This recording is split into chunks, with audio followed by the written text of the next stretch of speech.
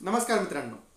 तर आजचा दिवस होता आपला निफ्टीचा वीकली एक्सपायरीचा आणि आज आपल्याला मार्केटमध्ये काय मोमेंट बघायला भेटली आणि काय नेमके वातावरण होतं मार्केटमध्ये, आपल्याला उद्यासाठी काय तयारी करायची आहे, या सगळ्या गोष्टी आपण जाणून घेणार आहोत. पण त्याकरता सगळ्या व्हिडिओ पूर्णपणे बघायचा आहे. चॅनलवरती जर आपण नवीन असाल तर पहिल्यांदा आपण आपल्या चॅनलला सबस्क्राईब करा आणि त्यानंतर आपला टेलिग्राम चॅनल आहे, त्याची लिंक तुम्हाला डिस्क्रिप्शनमध्ये खाली दिली आहे. त्या लिंकवरती जाऊन टेलिग्राम चॅनलसुद्धा आपण आपला जॉईन करायला विसरू नका. आणि आता पहिली गोष्ट, तर आज नेमकी झालं काय, तर आज आपण बघतोय का एका नॅरो रेंजमध्ये सगळं कामकाज झालं. ना निफ्टीला सपोर्ट तोडायची घाई होती, ना निफ्टीला वरचा रेजिस्टन्स तोडायची कुठल्याही प्रकारे घाई होती, असं काहीच नव्हतं. आणि तसंही बघितलं जर आपण तर साधारणतः ग्लोबल मार्केटमध्ये क्यूज जे होते ते असे काही मोठे ना तेजीचे होते ना मंदीचे होते. एक कन्सोलिडेशन झोनचं वातावरण आहे. आणि आपण ह्या आठवड्याच्या सुरुवातीलाच मी तुम्हाला सगळ्यांना सांगितलेलं होतं का ह्या आठवड्याभर निफ्टी पॉझिटिव्ह राहील, मार्केट आपल्याला 2-4 दिवस पॉझिटिव्ह राहील. टार्गेट आपण ठेवलेलं होतं अराउंड 25,200चं टार्गेट होतं. ओके. आणि आता हे आपण कधी ठेवलं होतं, त्यावेळेस निफ्टी होता 24,600च्या आसपास होता. निफ्टी 24,600 होता, आपण टार्गेट 25,200 ठेवलेलं होतं आणि ऑलमोस्ट आपण तिथपर्यंत आलेलो आहोत.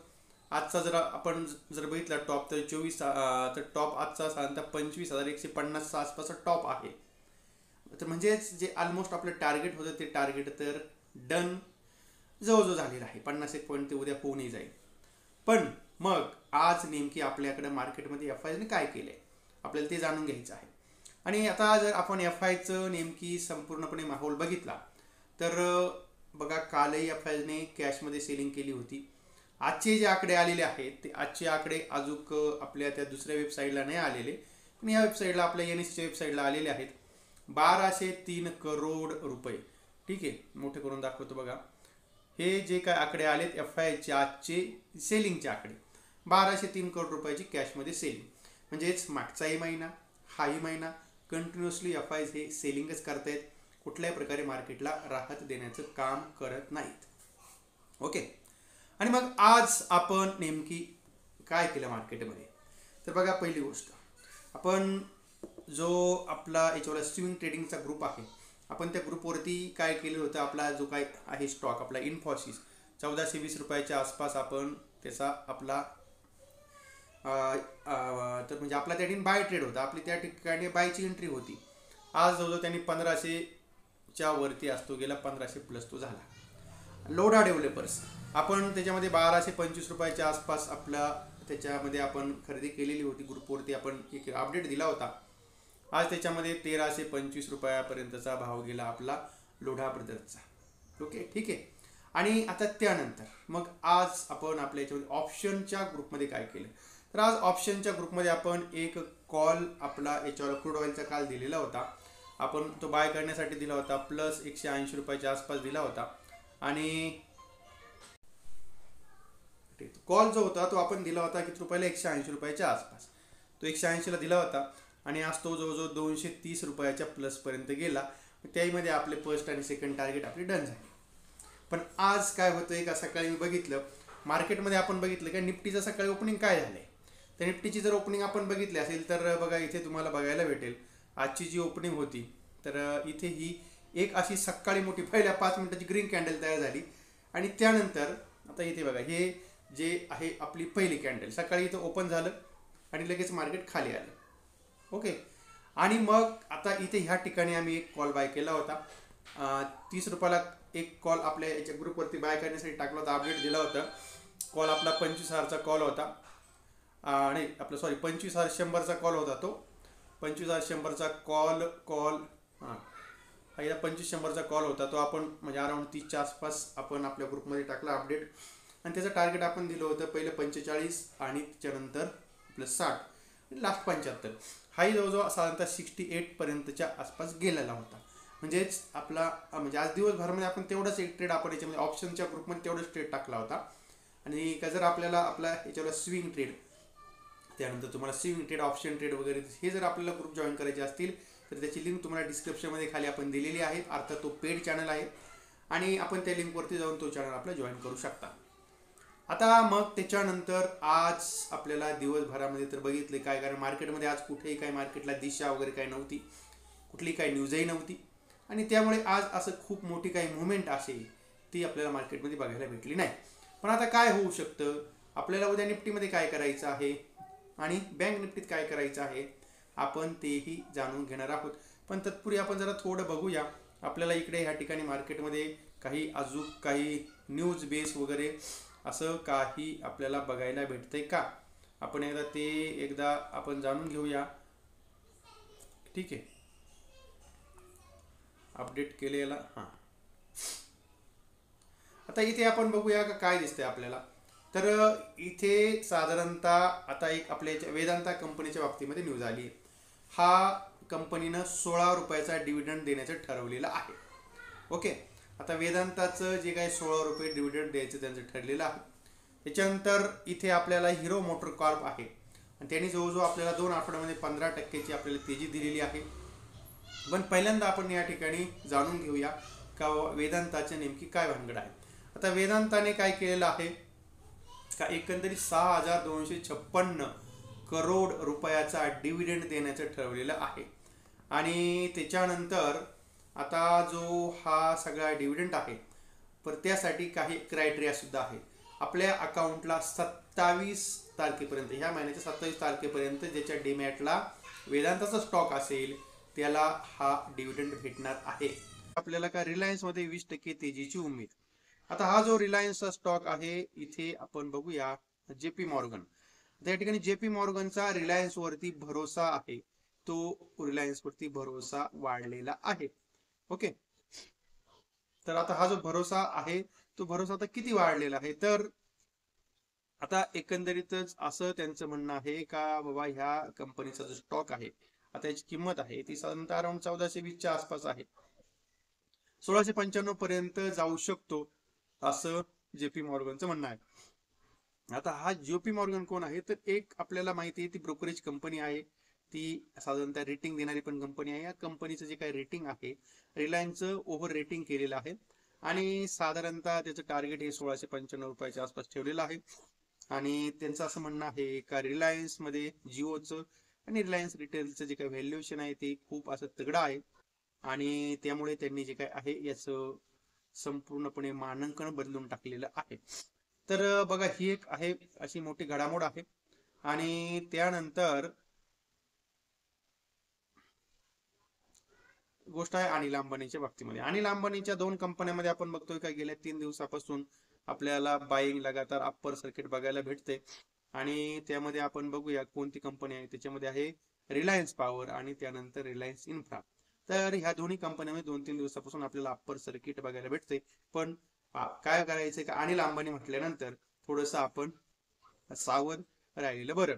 ओके, आणि आता येऊया आपण आपल्या मुद्द्याकडे. बाबा मार्केटमध्ये आपल्याला करायचं काय आहे, तर आता इथे आपल्यासाठी जो काय उद्याचा ट्रेंड आहे तो काय आहे ही गोष्ट आपण लक्षात घ्या.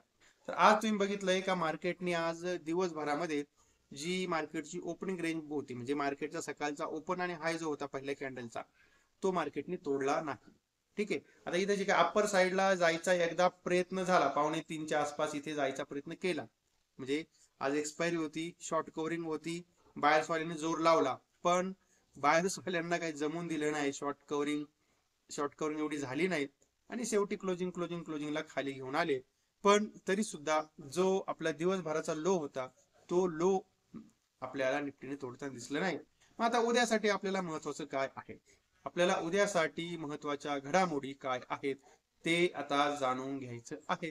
मग आता आपल्याला त्याकरता काय बघावं लागेल, नेमकी आपल्याला लेवल बघायला लागतील. तर आजचा जो लो आहे तो आपल्याला उद्या मार्केटसाठी सपोर्टचं काम करू शकतो आणि तो लो आहे 25,060. पण आता म्हणजे आपल्याला याचं जास्त महत्व नाही, महत्व कशाचं आहे बघा, महत्व आपण बघूया का ह्या 2 वेळी जरा थोडं 15 मिनिटाच्या टाइम फ्रेमवरती याला मी करतो. ठीक आहे, आता 15 मिनिटाच्या टाइम फ्रेमवरती आपण केल्यानंतर या ठिकाणी आपण बघूया की ह्या ठिकाणी आपल्याला जो महत्वाचा सपोर्ट दिसतोय हा तो आहे आपला 25,020चा. कारण आपल्याला ही जी लेवल आहे ही लेवल आपल्याला 2 वेळेस नॉक करताना आपण बघितलं निफ्टीला. म्हणजे इथे एकदा झालं पण ब्रेकआउट नाही झाला, परत थोडं खाली आलं, परत इथपर्यंत गेलो आपण आणि परत तिथपर्यंत गेल्यानंतर परत ती लेवल एकदा आपल्याला नॉक करायचा प्रयत्न केला. ओके, पण मग नंतर त्यानंतर आपल्याला झाली मोठी तेजी. मग असंच आपण बघतोय का का जर आपल्याला एखादा जर डीप भेटला तर तो आपल्याला बाईंग साठी चांगली संधी असेल. मग बायचा झोन आपल्याला असं मला वाटतं का 25,020च्या आसपास हा आपला चांगला खरेदीचा बाय झोन आहे. आणि मग आपल्याला इथून जे टार्गेट आहे ते टार्गेट भेटेल. आजचा जो टॉप होता 25,150च्या आसपासचा जो टॉप होता तो आजचा आपला टार्गेट. पण जर समजा by chance gap up opening जर झालं तर 25,150च्या वरती म्हणजे आपल्याला त्यासाठी जर समजा आता गॅप अप ओपनिंग झालं तर 25,150 चा जो आपला भाव आहे त्या भावाच्या वरती आपल्याला 15 मिनिटाची कमीत कमी एक अशी ग्रीन कॅन्डल पाहिजे. मग आपण त्या ठिकाणी वरती जाऊ शकतो. मग पॉसिबिलिटी आहे आपलं 25,250 आणि 25,330 पर्यंत आपण वरती जाऊ शकतो. तर ह्या शक्यता आहेत. ओके. आणि तेव्हा मग आता एकंदरीतच आपल्याला ह्या सगळ्या लेवल लक्षात ठेवायच्या आहेत. ओके. आता थोडंसं आपण जाणून घेऊया बँक निफ्टीच्या बाबतीमध्ये. बँक निफ्टीच्या बाबतीमध्ये काय होतंय का, बँक निफ्टीमध्ये काय झालंय का, बँक निफ्टीला एका तो नॅरो रेंज मध्ये फसलाय. म्हणजे साधारणतः 55,800 हा त्याच्यासाठी मोठा झोन आहे रेजिस्टन्सचा. त्याच्यावरती तो जात नाही, टिकत नाही, अशी गंमत झाली. आजही तो गेला होता त्याच्यावरती. आपण बघतोय बघा इथे आजही सकाळची जर ओपनिंग बघितली असेल तर सकाळची ओपनिंग आजही जो 55,993 ची आहे. तर म्हणजे 55,800च्या वरती तर जातो पण टिकत नाही. आणि त्यानंतर आपण बघतो का दिवसभर खाली आला आणि 55,800च्या आसपास आसपास आसपास आपल्याला ट्रेड करताना दिसला. शेवटी पार एकदम ओपनिंग रेंज ब्रेकआउटच्या लो, म्हणजे साधारणतः दिवसभराच्या लोच्या आसपास त्या ठिकाणी क्लोज झाला. तर आता इथे ही अशी कंडिशन आहे बँक निफ्टीमध्ये. बँक निफ्टीमध्ये आपण बघतोय का आपल्याला दिवसभर असंच वातावरण दिसतंय. कुठल्याही प्रकारची जी काही रेंज आहे एका रेंज बाउंड झाले बघा. आता ह्या ठिकाणी बघा ही आजची कॅन्डल आहे, ही आपली कालची हे तर एकंदरीत म्हणजे ही जो काय आजची रेंज आहे आणि ही आहे कालची आणि ही आपल्याला त्याच्या अगोदरची रेंज आहे, ही आपल्याला त्याच्या अगोदरची रेंज आहे. म्हणजेच काय होतंय, ओपनिंग तर चांगलं होतंय पण त्याची क्लोजिंग ही डेज लोला होते. असं सध्या झालं बँक निफ्टीचं. तर बँक निफ्टीसाठी मग काय असे आहे काय असं मला वाटते बघा. बँक निफ्टीमध्ये आपल्याला 55,500 हा आपला खरेदीचा चांगला बाय झोन आहे. आपल्याला जर त्या रेंजच्या आसपास जर भेटला तर त्या ठिकाणी खरेदी करू शकता. टार्गेट तुर्तास तरी आपल्याला 56,000 पर्यंत आहे. जर आपला 56च्या वरती जर गेला तर मग विचार करूया आपण त्या ठिकाणी 56,200 पर्यंतच्या आसपास आपल्याला त्या ठिकाणी तो घेऊन जाऊ शकतो. ओके. आणि आता त्यानंतर आपल्याला बघायचं आहे का काही आपले महत्वाचे स्टॉक्स आहेत का, त्या बाबतीमध्ये आपल्याला नेमकी काय विचार करायचा आहे. त्यातला एक पहिला स्टॉक्स आहे आपला DLFच्या बाबतीमध्ये. आपण जाणून घेऊया बघा. DLF जो आहे हा स्टॉक आपण बघूया. तर हा स्टॉक आपण बघतोय तर हा DLF जो आहे तो अराउंड आपण सकाळी 780च्या आसपास होता. आपण आपल्या याच्यामध्ये स्विंग ट्रेडिंग मध्ये सुद्धा तो दिलेला आहे आणि इथे बघतोय आपण त्याला का तोही आज जवळजवळ डेज लोला क्लोज झालाय. हा इथे सकाळी चांगला असा वरती गेलेला होता आणि त्यानंतर आपण त्याला दिवसभर बघतोय का तो आपल्याला परत खाली येताना दिसलेला आहे. पण आता इथे याला 15 मिनिटाच्या टाइम फ्रेम वरती आपण जाणून घेऊ. आणि 15 मिनिटाच्या टाइम फ्रेम वरती आपण बघतोय काय दिसतंय आपल्याला याच्यामध्ये. तर इथे आपल्याला 18 तारखेला एक असा चांगला ब्रेकआउट म्हणजेच आपल्याला 9, 21, 15चं जे काही एक्सपोनेन्शियल मूव्हिंग ॲव्हरेज होतं त्याचा क्रॉसओव्हर बघायला भेटला अराउंड 750च्या आसपास. आणि त्यानंतर आपल्याला ती तेजी बघायला भेटली. पण आजची जी कॅन्डल आहे ती कॅन्डल थोडीशी आता निगेटिव्ह झालेली आहे तयार. आणि त्यानंतर आपल्याला ह्या 50 DMA खाली सुद्धा तो क्लोज झालाय. त्यामुळे थोडा वेट करा असं मला वाटतंय. का एकदा परत जर तो गेला 775च्या वरती जर गेला तर परत पॉझिटिव्ह मुवमेंट बघायला भेटेल आणि तिथून मग आपल्याला मे बी कुठपर्यंत जाऊ शकतो ते जर आपण बघितलं तर आपण एकदा डे टाइम फ्रेम वरती बघूया. तर अजून काही आपल्याला हा स्टॉक आपल्या याच्या डे टाइम फ्रेम वरती जरी बघितलं तरी सुद्धा हा स्टॉक आपल्याला साधारणतः 21 दिवस आणि आपल्या 50 दिवसाच्या एक्सपोनेन्शियल मूव्हिंग ॲव्हरेजच्या खालीच आहे. पण जर समजा त्याच्यावरती जर गेला तर मे बी पॉसिबिलिटी आहे की 820 पर्यंत आपल्याला याच्यामध्ये जाण्याचे चान्सेस या ठिकाणी बघायला भेटतात. ओके. तर आपण साधारणतः ह्या एका याच्या संदर्भामध्ये चर्चा केली. दुसरा आपण एक घेतला होता स्टॉक आज आपला, त्याची चर्चा आपण केली होती, आपण आपल्या बुकवरती पण मेन्शन केला होता. तो होता OIL अर्थात ऑइल इंडिया लिमिटेड. आता ह्यामध्ये काय झालेलं आहे बघा. आता इथे काय झालंय का इथे आपल्याला एक मोठं करेक्शन जे आहे ते करेक्शन आपल्याला ह्या ठिकाणी बघायला भेटलेलं होतं. म्हणून आपण एक त्या ठिकाणी आपल्याला एक जे करेक्शन झालंय त्या करेक्शनची एक आपल्याला रिट्रेसमेंट येईल. आणि हा स्टॉक आपण याला डे टाइम फ्रेमवरती जरी बघितलं तर तो एका ओव्हर सोल्ड झोन मध्ये आहे. मे बी बाउन्स बॅक येऊ शकतो. अशा पद्धतीने आपण त्याच्यामध्ये एंट्रीचं आपण त्याच्यात योजना आहे आपली. पण आपण इथे बघूया त्याला मे बी हा पॉसिबिलिटी आहे 430 पर्यंत, कारण याच्यावालं जे 50 दिवसाचं मुव्हिंग ॲव्हरेज आहे ते आहे अराउंड 430 रुपयाच्या आसपास. मे बी पॉसिबिलिटी आहे का तिथपर्यंत याच्यामध्ये रिकव्हरीची शक्यता नाकारता येत नाही. ओके, तर ह्या अशा प्रकारे आपल्याला ह्याही याच्यामध्ये लक्ष ठेवायचं आहे. हा जो स्टॉक आहे आपला याच्यावाला ऑइल इंडिया, आपल्याला त्यावरती सुद्धा लक्ष ठेवायचं आहे. आणि आता आपण बघूया इकडे जो डाटा आहे तो डाटा आपला रिफ्रेश झालाय का एकदा. FIDI ची ऍक्टिव्हिटी वगैरे आहे आपल्या ह्या वेबसाईटवरती, कारण आपल्याला कसं आहे आपल्या फ्युचरचा पण डाटा बघायचा आहे. फ्युचरमध्ये काय FI ने केलेलं आहे, आपल्या इंडेक्स फ्युचरमध्ये काय केलेलं आहे, आपल्याला तेही ह्या ठिकाणी जाणून घ्यायचं आहे. ओके, आता आपण इथे बघूया काय झालं. आज FI ने केली आहे 1246 करोड रुपयाची खरेदी. ठीक आहे, आज 21 तारीख आहे आणि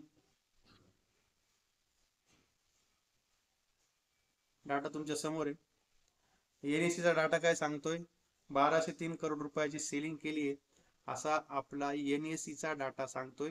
आज तारीख आपली 21 आहे. Okay, category DIS.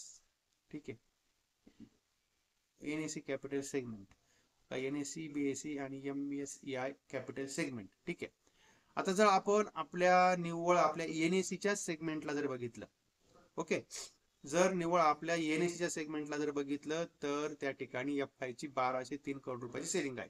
आणि म्हणून मी बोललो होतो की अजून जो डाटा आहे तो आपल्या त्या वेबसाईटला अपडेट झाला नव्हता. आता इथे आपल्याला NSE च्या याच्यावरती फक्त आपल्या NSE वरती जर बघितलं तर त्या ठिकाणी FI ने सेलिंग केलेली आहे. पण आपण त्या ठिकाणी आपले BSE आणि MSCI वरती जर बघितलं तर मग इथे त्या ठिकाणी 1246 करोड रुपयाची खरेदी केलेली आहे टोटल. मग विचार करा, म्हणजे जवळजवळ 2400 करोड रुपयाचे स्टॉक त्यांनी BSE मध्ये खरेदी केले आणि आपल्या MSCI मध्ये खरेदी केलेले आहेत. हा त्याचा अर्थ. ओके, आणि आता इथे आपण बघूया, म्हणजे हा आपला आकडा आलेला आहे 1246 करोड रुपयाचा. आणि विक्स जो आहे हा विक्स आपला जो 3.5% डाऊन झालेला आहे. आता विक्स डाऊन झाला म्हणजे त्या ठिकाणी आपल्याला ऑप्शनचे प्रीमियम सुद्धा एकदम जे कसं होतं, थोडी आईस्क्रीम बाहेर काढली ती कशी वितळती त्याप्रमाणे मग आपल्याला त्याचा जो विक्स आहे त्या विक्स असंच आहे. जर विक्स खाली आला तर ते जे काय आपले फ्युचरचा प्रीमियम कमी होतो, त्यानंतर आपल्या जे ऑप्शन असतात त्याचाही प्रीमियम आपल्याला कमी होतो, जसे आईस्क्रीम वितळते तसं. ओके, तर म्हणजेच आता इथे या ठिकाणी आपण बघतोय का, म्हणजे का FI ने जर टोटली सगळं बघितलं तर त्यांनी खरेदी आज कॅशमध्ये केलेली आहे. थोडे इंडेक्स मध्ये आपण बघूया काय काय होतंय. तर आपल्या इंडेक्स मध्ये आज निफ्टी मध्ये ठीक आहे, थोडंसं माइल्डली पॉझिटिव्ह वातावरण होतं. बँक निफ्टी मध्ये माइल्डली पॉझिटिव्ह वातावरण होतं. पण आपल्याला सकाळच्या सत्रामध्ये चांगलं वातावरण होतं. बँक निफ्टी मध्ये आपल्या सकाळच्या सत्रात चांगलं वातावरण होतं. पण आज आपल्याला मिड कॅप मध्ये जरा थोडासा आपल्याला निगेटिव्ह असं स्वरूपाचं वातावरण होतं. साधारणतः 0.5% करेक्शन त्या ठिकाणी बघायला भेटलं. नंतर आज आपल्या सरकारी बँकामध्ये जवळजवळ 0.5% करेक्शन बघायला भेटलं. आता FMC सेक्टरमध्ये गेल्या 2-3 दिवसापासून चांगली आपल्याला रॅली बघायला भेटली. पण आता हे जे काय आपलं FMC सेक्टर आहे आज त्यामध्ये आपल्याला करेक्शन बघायला भेटलं 0.5%च्या आसपास. थोडंसं ॲटो सेक्टरमध्ये आपल्याला त्या ठिकाणी परत करेक्शन बघायला भेटले. आणि आपलं एनर्जी सेक्टरमध्ये करेक्शन 0.5%च्या आसपास झालेलं आहे. आणि थोडं रियालिटीमध्ये आपण बघतोय का ओके एकंदरीत मार्केट ठीकठाक होतं. आणि त्याच्यानंतर आपल्याला बघतोय का नवीन एक इंडेक्स आला आपल्याकडे, माहिती आहे आपल्या सर्वांना, निफ्टी कॅपिटल मार्केट्स इंडेक्स.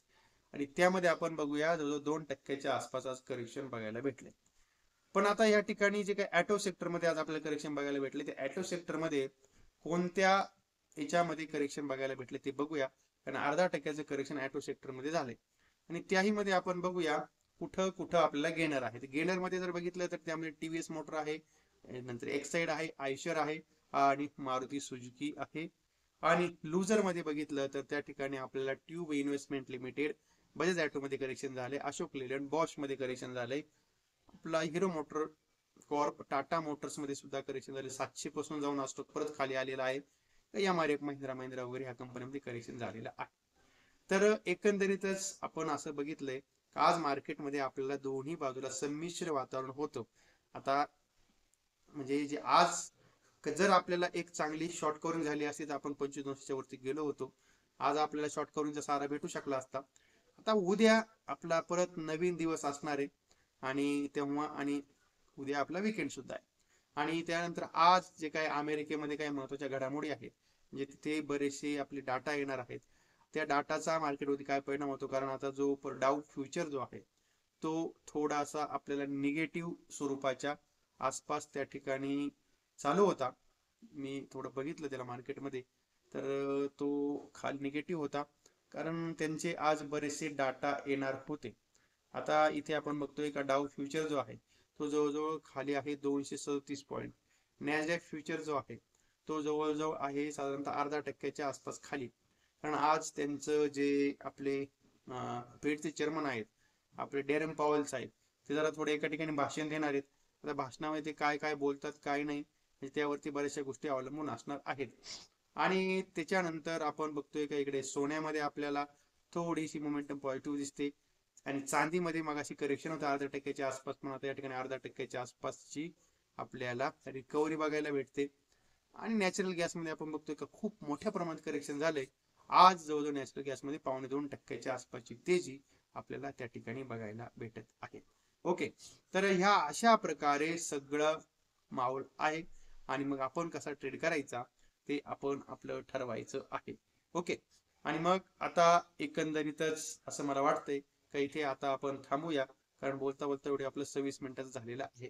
आणि मग जर समजा तुम्हाला एखाद्याला कोणाला आपला टेलिग्रामचा प्रायव्हेट चॅनल जर समजा जॉईन करायचं असेल तर त्याची लिंक डिस्क्रिप्शन मध्ये तुम्हाला दिलेली आहे. आणि माहिती चांगली वाटली असेल, तुम्हाला जर हा माझा व्हिडिओ चांगला वाटला असेल तर आपण आपल्या या व्हिडिओला लाईक करा, शेअर करा आपल्या मित्रांपर्यंत. आणि चॅनलवर जर नवीन असाल तर मग आपण आपल्या चॅनलला सुद्धा सबस्क्राईब करायला बिलकुल विसरू नका.